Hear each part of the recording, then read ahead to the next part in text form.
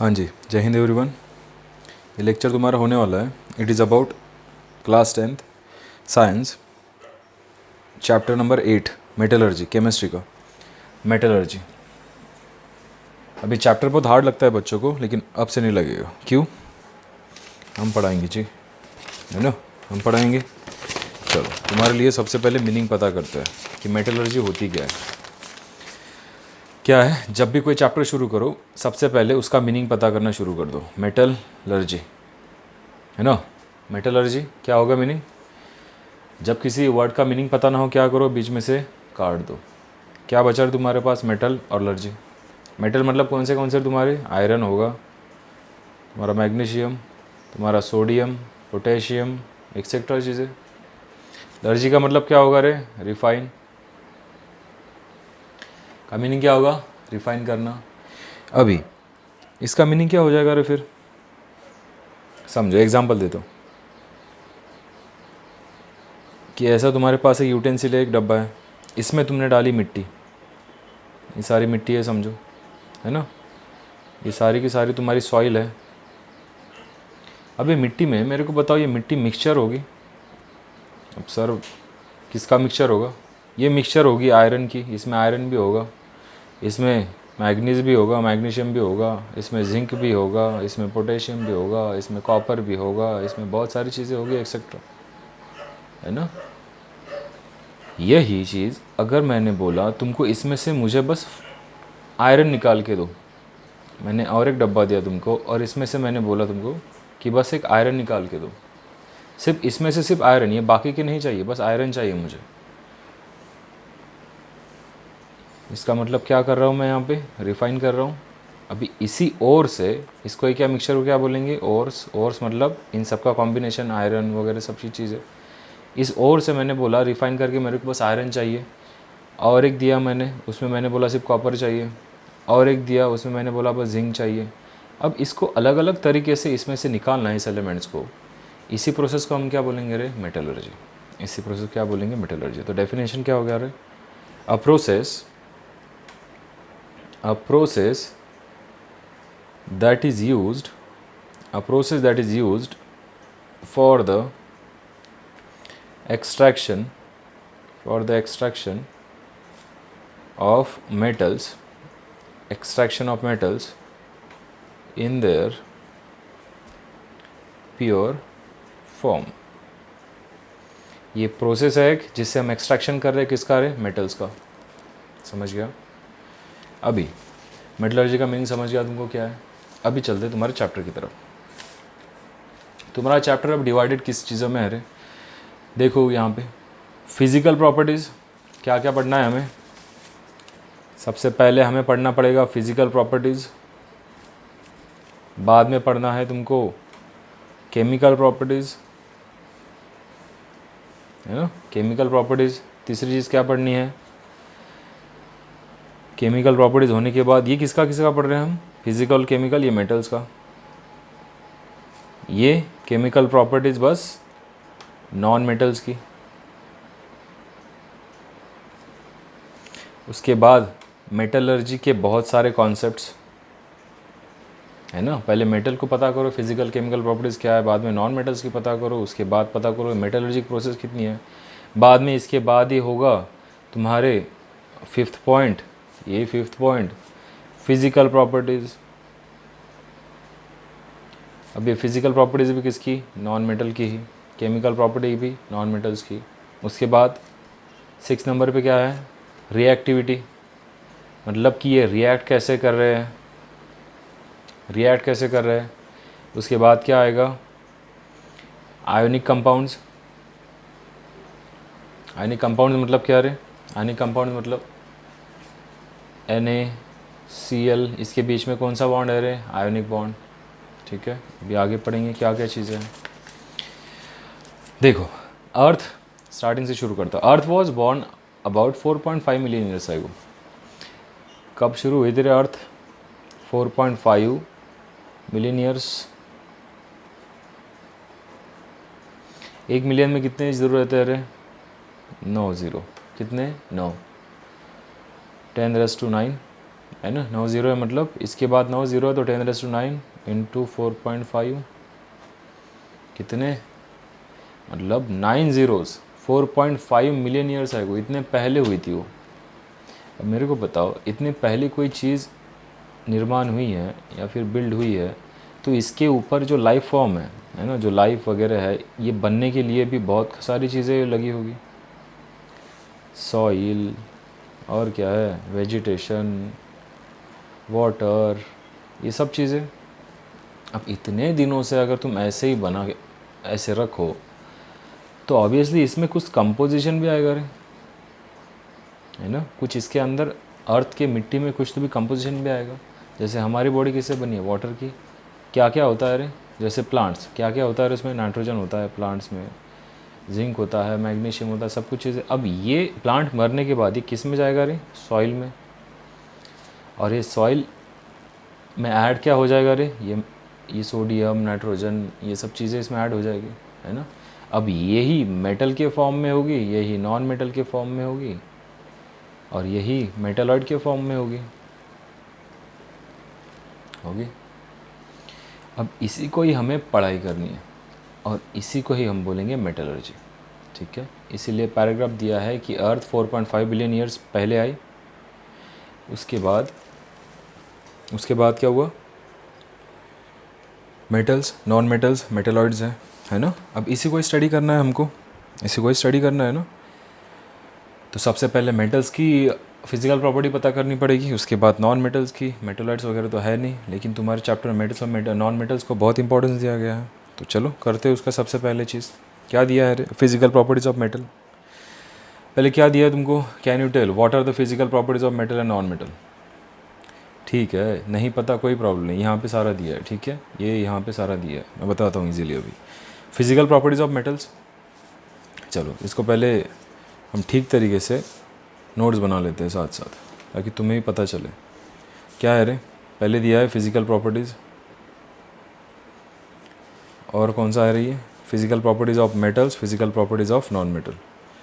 अभी देखते हैं फिजिकल प्रॉपर्टीज़ में क्या है, फिजिकल प्रॉपर्टीज़ ऑफ मेटल्स। चलो, metals exist mainly in solid state. Metal कैसे एग्जिस्ट करते हैं रे, सबको ही पता है, सॉलिड में। पहला पॉइंट ये आ गया तुम्हारा कि सॉलिड में एग्जिस्ट करते हैं। लेकिन सारे सॉलिड में करते हैं क्या, नहीं, यहाँ पे कुछ एक्सेप्शन है। क्या एक्सेप्शन है रे, metals namely mercury and gallium. कौन सा है, एक है मर्क्यूरी, एक है गैलियम। ये दो ऐसे मेटल्स है जो सॉलिड में नहीं करते। किस में ये करते रहिए, लिक्विड में। ऐसे क्यों, मर्क्यूरी गैलियम ये लिक्विड में क्यों नहीं करते, सॉलिड में क्यों नहीं करते, लिक्विड में क्यों करते हैं। अगर लिक्विड में करते हैं तो नॉन मेटल्स में डालना चाहिए उनको, मेटल्स में क्यों डाला है। क्योंकि इनकी जो प्रॉपर्टीज़ है ना, जैसे मर्क्यूरी की, मेटल की सबसे बड़ी प्रॉपर्टी क्या है कि वो इलेक्ट्रॉन डोनेट करता है ना। यानी उसके पास फ्री इलेक्ट्रॉन्स होते हैं। क्या होते हैं, फ्री इलेक्ट्रॉन्स। फ्री इलेक्ट्रॉन्स होते हैं। गैलियम के पास क्या प्रॉब्लम है रे, गैलियम का ये है कि ये पोस्ट ट्रांजिशनल एलिमेंट है। पोस्ट ट्रांजिशनल मतलब क्या, जो मेटल्स और नॉन मेटल्स, मेटल्स और मेटलॉइड्स, इन दोनों के प्रॉपर्टीज़ है उसमें। इसीलिए इसको हमने मेटल्स में डाला है। इसीलिए मर्क्यूरी को भी, ठीक है, इसमें फ्री इलेक्ट्रॉन्स है। जैसे मैं बता दूँ, आयरन +2 चार्ज, इसको जब कोरोजन लग जाता है तो क्या हो जाता है रे, +3 चार्ज। इलेक्ट्रॉन डोनेट किया इसने, +2 था +3 हो गया, डोनेट कर दिया। इसी के लिए हमने मर्क्यूरी और गैलियम को किस में डाला है, मेटल्स में। दूसरा देखो, exist in liquid state at room temperature, metals possess lustre. दूसरी प्रॉपर्टी क्या आ गई रे तुम्हारे पास कि मेटल्स के पास क्या होता है रे, लस्टर। लस्टर मतलब क्या रे, चमक। लस्टर का मतलब क्या होगा, चमक, ठीक है। चमकना, जैसे कोई भी मेटल होता है चमकता है ना। दूसरी चीज़, the metallic lustre goes on decreasing due to exposure to atmospheric oxygen and moisture and also in the presence of some reactive gases. अभी देखो, कुछ भी रहा, जैसे मैंने बोला कि कोई स्टील की चीज़ है तुम्हारे घर में, या नए कोई बर्तन लाए, तो बर्तन जब नए लाते हो तब वो चमकते हैं, लेकिन कुछ वक्त के बाद वो चमक कम होने लगती है। क्यों कम होती होगी रे वो चमक इसीलिए कम होती है क्योंकि वो जो मेटल होता है ना, ऑक्सीजन के साथ रिएक्ट करना शुरू कर देता है, वो मेटल ऑक्सीजन के साथ रिएक्ट करना शुरू कर देता है और ऑक्साइड फॉर्म करता है, जिसकी वजह से क्या होता है, वो चमक भी कम होने लगती है। समझ गया? नेक्स्ट थिंग लस्टर है। तीसरी चीज़, we know that metals are property namely ductility. हाँ, ये एक पॉइंट आ गया तुम्हारा। कौन सा पॉइंट आया? डक्टिलिटी। डक्टिलिटी डक्टिलिटी मीनिंग क्या रही? डक्टिलिटी मतलब कि ऐसे समझो, कोई तुम्हारे पास शीट है, समझो कोई मेटल है तुम्हारे पास, है ना, कोई मेटल है, कोई स्टील है। अगर उस मेटल को हम वायर में कन्वर्ट कर सकते हैं, जैसे एल्यूमिनियम है, एल्यूमिनियम को हम वायर में कन्वर्ट कर सकते हैं क्या? एल्यूमिनियम को हम वायर में कन्वर्ट कर सकते हैं क्या? कर सकते हैं ना। अगर ऐसी चीज़ को, कोई मेटल को हम वायर में कन्वर्ट कर सकते हैं तो उसको क्या बोलेंगे रे हम? डक्टिलिटी। ठीक है। चौथी चीज़ दी है मैलिएबिलिटी। चौथी चीज़ क्या दी है? मैलिएबिलिटी। अब मैलिएबिलिटी मतलब क्या? ऐसा मेटल, डक्टिलिटी मतलब ऐसा मेटल को हम मेटल को वायर में कन्वर्ट कर सकते हैं। मैलिएबिलिटी मतलब ऐसे मेटल को जिसको हम शीट्स में कन्वर्ट कर सकते हैं। किस में? शीट्स में। और डक्टाइल मतलब वायर में, मैलिएबिलिटी मतलब मेटल्स को शीट में कन्वर्ट करना। हो गया। Similarly all metals are good conductor of heat and electricity. ये एक पॉइंट मिल गया तुमको कि सारे के सारे जो मेटल्स होते हैं, हीट एंड इलेक्ट्रिसिटी, ये दोनों के गुड कंडक्टर होते हैं। ठीक है। एक्सेप्शन होगा यहाँ पे भी, देखो अभी आगे। Generally all metals are hard. ठीक है। सारे के सारे मेटल, पहली चीज़ तो हीट और इलेक्ट्रिसिटी गुड कंडक्टर है। उसके बाद क्या है? उसके बाद कह रहा है कि सारे के सारे मेटल्स हार्ड होते हैं, है ना। ऐसा है कह रहे कि लोहा लाया तुम्हारे घर पे, तुम दांत से चबा सकते हो? नहीं ना। या फिर नाइफ से काट सकते हो लोहे को? नहीं काट सकते, है ना। लेकिन नॉन मेटल्स हम काट सकते हैं। Next thing, however the alkali metals from group 1, alkali metals from group 1 such as lithium, sodium, potassium are exceptions. यहाँ पे सारे ही मेटल, मैंने क्या बोला, हार्ड होता है, लेकिन एक्सेप्शन मतलब कौन से? कुछ मेटल छोड़ के। कौन से मेटल छोड़ के रे? पहला तो लिथियम, दूसरा सोडियम और तीसरा potassium. Lithium, sodium and potassium, ये तीन चीज़ें छोड़ के सारे के सारे हार्ड होते हैं। ठीक है। आगे देखते क्या है। Metals have high melting and boiling point. और क्या बता रहा है वो? 7th पॉइंट क्या बता रहा है? High boiling point. बीपी मतलब boiling point and high melting point. High boiling point and melting point. High boiling point है, हाई मेल्टिंग पॉइंट है। For example tungsten metal has a highest melting point. सबसे highest melting point किसका होता है रे? Tungsten. ध्यान रखना हमेशा। किसका? तुम्हारा टंगस्टन। कितना है रे? 3422 डिग्री सेल्सियस। एमसीक्यू में पूछा जा सकता है ये। Tungsten. On the contrary the melting point and boiling point of the metal such as sodium, potassium are very low. हाँ, लेकिन यहाँ पे एक्सेप्शन है। एक्सेप्शन क्या है रे यहाँ पे? सोडियम, पोटेशियम और क्या है? सोडियम, पोटेशियम, मर्क्यूरी, गैलियम, है ना। मर्क्यूरी, तुम्हारा गैलियम, ये एक्सेप्शंस है। क्यों? इनका मेल्टिंग और बॉइलिंग पॉइंट बहुत कम है। मेटल्स का बहुत हाई रहता है, लेकिन इन चारों का कम है। साथ साथ ऐसे नोट्स बनाते रहो मेरे, ताकि जब एग्ज़ाम आए तुम्हारी तो प्रॉब्लम ना हो तुमको। नेक्स्ट थिंग क्या दिया है? A sound is produce when certain metals are struck, this is called as sonority. ऐसे मेटल्स जो आवाज़ करते हैं, ऐसे मेटल जो आवाज़ करते हैं, उसको क्या बोलते हैं रे? सोनोरिटी। उसको क्या बोलेंगे रे हम? सोनोरिटी। अब यहाँ पे सारा मिक्सचअप हो गया, लेकिन तुम सही तरीके से नोट्स बनाओ। ठीक है। सोनोरिटी मतलब क्या रे? ऐसे बर्तन जो आवाज़ करे, है ना। अगर ये पेन है, ये स्टील का बना होता और मैं नीचे डाल दिया तो ये आवाज़ करेगा, है ना। जो स्टील के बर्तन होते हैं हमारे घर में, नीचे फेंको उसको, आवाज़ करेंगे, है ना।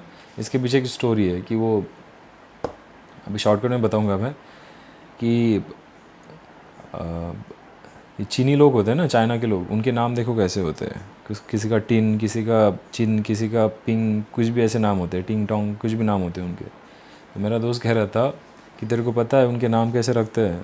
तो मैंने बोला नहीं। वो मेरे को बोल रहा था कि देख, जब चाइना में कोई बच्चा पैदा होता है ना, तो उसके घर वाले हैं ना, उसकी जो फैमिली होती है, सारे के सारे घर के बर्तन उठा लेते हैं और एक बड़े से हाइट पे जाते हैं, मतलब माउंटेन वगैरह पे, वहाँ पे जाते हैं और वहाँ से बर्तन नीचे फेंक देते हैं।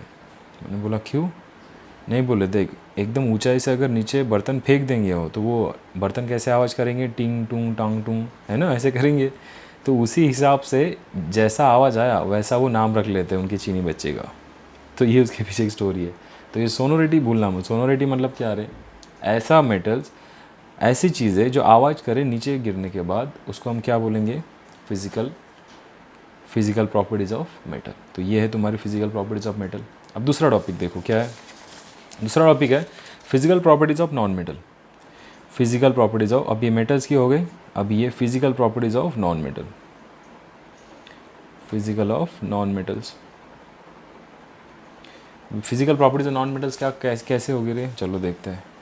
When properties of non metals are consider, it is found that when the properties, यहाँ देखो, when properties of non metal are consider, it is found that the some metals are solid state while some are gaseous. यहाँ पे क्या है? सम solid है और सम gaseous है। यहाँ पे सॉलिड था, यहाँ पे solid and gaseous. Exception is the non metal bromine which is exist in, हाँ, लेकिन यहाँ पे एक्सेप्शन क्या है? एक्सेप्शन है ब्रोमाइन। एक्सेप्शन क्या है? ब्रोमाइन।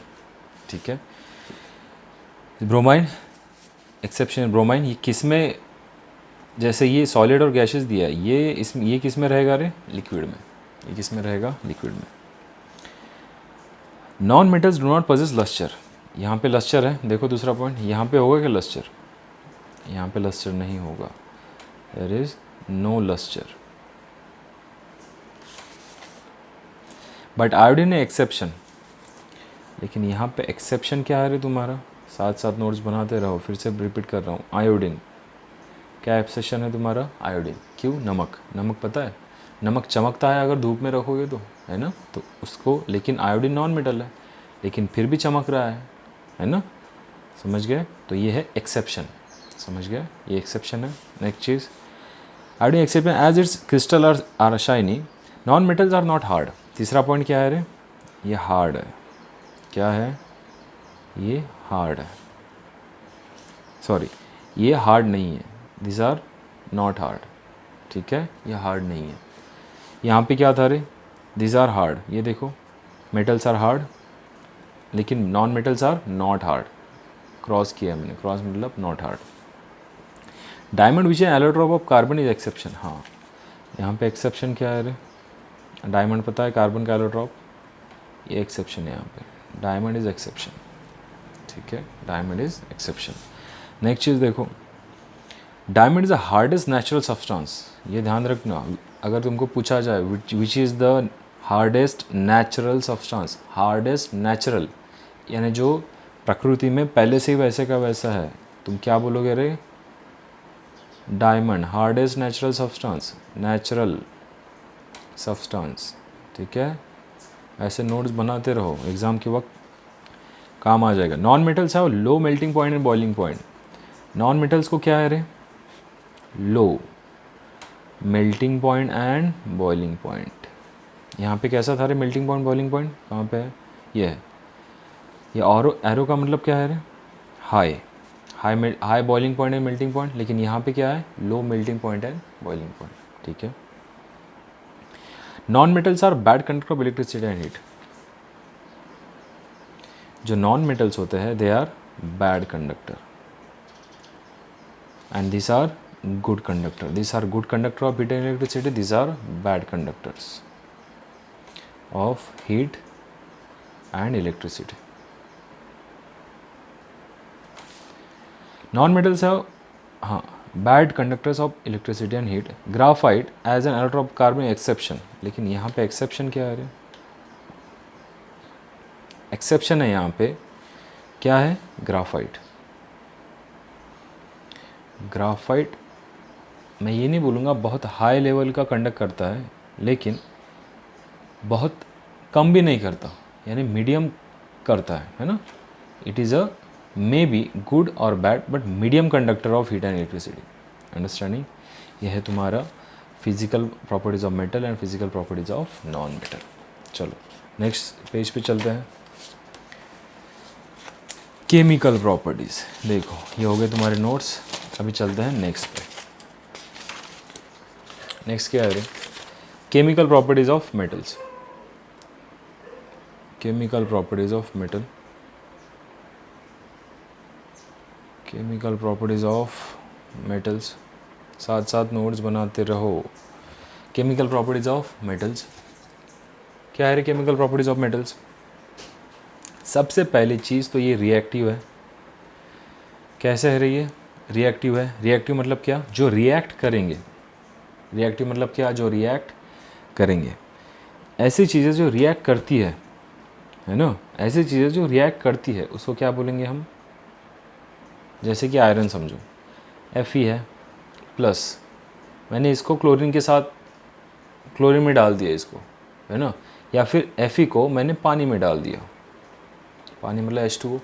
मेरे को बताओ, अगर आयरन को या फिर लोहे को अगर पानी लग जाए तो वो, मेरे को बताओ पहली चीज़, वो कोरोजन फॉर्म करता है क्या रे?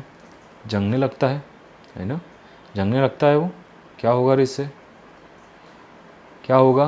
क्या रिएक्ट किया वाटर के साथ इसने? किया ना, तो इसीलिए क्या लिखा है मैंने? रिएक्टिव लिखा है ना। क्यों रिएक्टिव है? मैंने पहले ही बोला था गैलियम और मर्क्यूरी में कि दे लूज़, क्या रीज़न है रिएक्टिव का? They lose electrons, they lose electrons easily. ये जो Fe है ना, ये Fe3 बन जाएगा, कोरोजन, है ना। क्या बन जाएगा? कोरोजन। That is why. और जैसे ये यहाँ पे हो गया, जैसे लूज़ इलेक्ट्रॉन किया इसने, तो कैसे बन जाएगा रे ये? Positively charge. कैसे बन जाएगा? Positively charge. ठीक है, पॉजिटिवली चार्ज बन जाएगा। और इसी को हम क्या बोलेंगे रे? इलेक्ट्रोपॉजिटिविटी। क्या बोलेंगे? इलेक्ट्रोपॉजिटिविटी। इलेक्ट्रो मतलब इलेक्ट्रॉन लूज़ कर रहा है, डोनेट कर रहा है। पॉजिटिविटी मतलब क्या रे? पॉजिटिव चार्ज आ गया। समझ गया? इलेक्ट्रोपॉजिटिविटी मतलब क्या? इजी है। ठीक है, नेक्स्ट थिंग क्या है रे तुम्हारी? देखो यहाँ पे लिखा है, do you know substances which are good conductor of heat are usually good conductor of electricity. पता है हमको, जो हीट कंडक्ट कर रहा है वो इलेक्ट्रिसिटी भी करेंगे। Similarly bad conductor of heat are also bad conductor of electricity. अगर किसी से हीट ही पास नहीं हो रही तो ऑब्वियसली इलेक्ट्रिसिटी भी नहीं होगी। This exception is diamond which is bad conductor of electricity. Diamond electricity का बैड कंडक्टर है but good conductor of heat. Diamond electricity का क्या कह रहा है? Diamond which is bad conductor of electricity. Diamond, ध्यान से सुनना, डायमंड इलेक्ट्रिसिटी नहीं पास कर सकता, लेकिन it is a good conductor of, it is a good conductor of heat. तुम बोलोगे सर इलेक्ट्रिसिटी नहीं कर रहा है तो हीट क्यों करेगा? देखो, डायमंड के जो मॉलिक्यूल्स होते हैं ना, अगर तुमने न्यूक्लाइड्स अभी 11th में पढ़ोगे, न्यूक्लाइड्स क्या होता है? 10⁻⁻15। ये प्रोटॉन है, न्यूट्रॉन है, ये न्यूट्रॉन है, ये न्यूट्रॉन है। इसके बीच में का ना जो डिस्टेंस होता है, इसमें इसके बीच में का जो डिस्टेंस होता है वो 10⁻⁻15 ही चाहिए, 10⁻⁻15 ही चाहिए, तभी ये इलेक्ट्रिसिटी फ्लो करेगा, तभी ये इलेक्ट्रिसिटी फ्लो करेगा। इसका क्या है ना, थोड़ा सा ज़्यादा है, 10⁻⁻14 है, थोड़ा सा ज़्यादा है। तो मेरे को बताओ, ये हीट ट्रैवल करेगा, हीट ट्रैवल करेगा, ये गर्म होगा तो ये गर्म होगा, लेकिन इलेक्ट्रिसिटी नहीं ट्रैवल कर सकता।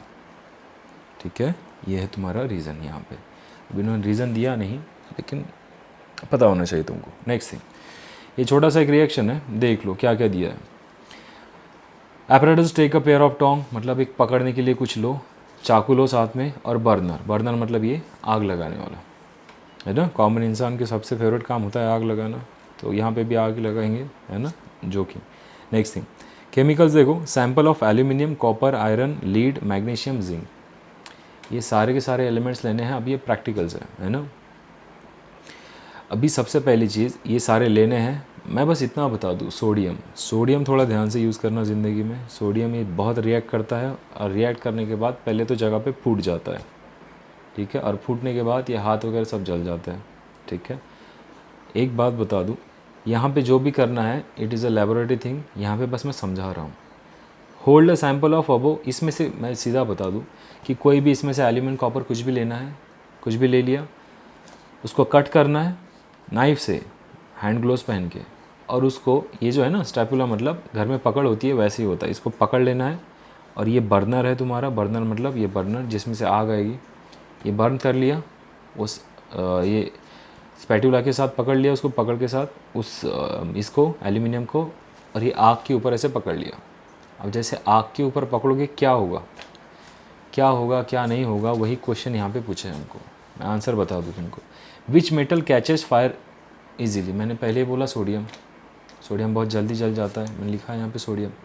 What does the surface of metal appears on the catching fire, अब मेरे को बताओ, तुम कोई भी चीज़, कोई भी मेटल ले लो घर का, इसको छोड़ो जो भी है एल्यूमिनियम वगैरह, तुम घर के कोई भी बर्तन ले लो स्टील का, उसको आग के ऊपर रखो, वो काला हो जाएगा रे, इट बिकम्स ग्रेश ब्लैक, है ना, स्टील का बर्तन, ठीक है, कैसा बनेगा, बिकम्स ग्रेश ब्लैक। तीसरा क्वेश्चन क्या है, what is the colour of flame while the metal is burning on the flame, कि फ्लेम का ये जो आग है, ये जो आग है, जब हम ये जो आग है जब मेटल के उसके ऊपर ले जाएंगे तो इस फ्लेम का कलर क्या बन जाएगा, इस फ्लेम का कलर क्या बन जाएगा। अब अलग अलग मेटल्स के लिए अलग अलग कलर है, जैसे कि मैं यहाँ पे लिख दूँ कि एल्यूमिनियम या फिर मैग्नीशियम रहा तो वाइट कलर की फ्लेम बनेगी, आग बनेगी। सोडियम रहा तो येलो कलर का बनेगा। जिंक कॉपर रहा, जिंक एंड कॉपर रहा तो ब्लू ग्रीन कलर का बनेगा। तो अलग अलग चीज़ें अलग अलग। चाइनीज़ का देखा क्या तुमने, जब वो चाइनीज़ डालता है ना और वो कढ़ाई को ऐसे ऐसे करता है तो देखना वो आग भी ऊपर आ जाती है। अंडरस्टैंडिंग क्या हो रहा है वहाँ पे, उसके अंदर जो एलिमेंट्स है ऊपर आते हैं और आग कैच करते हो, है ना। अभी ये जो है तुम्हारा रिएक्शन ऑफ मेटल्स, ये हम करते हैं दूसरे पार्ट्स में। Thank you.